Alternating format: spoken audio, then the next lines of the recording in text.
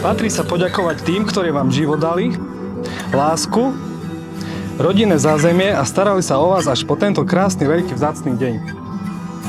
Preto mi dovoľte, aby som vám, milí rodičia, poďakoval za našich snúbecov, za vašu lásku, krásnu starostlivosť, veľkú opateru a za vašu obetavosť, ktorú ste im venovali až do dnešného dňa. Za vaše ochranné krídla, ktoré ste nad nimi držali. Ak vám niekedy v živote ublížili, žiadam vás o odpustenie, zároveň vás žiadam o požehnanie na spoločnej ceste životom.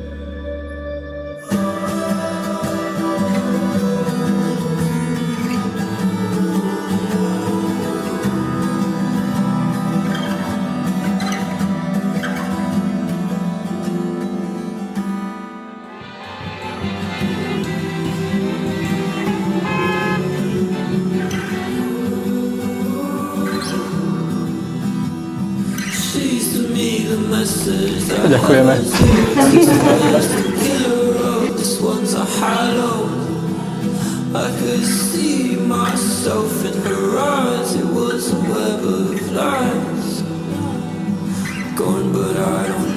Miriam, príjmi tento prsteň ako znak mojej lásky a vernosti v mene Otca i Syna i Ducha Svätého.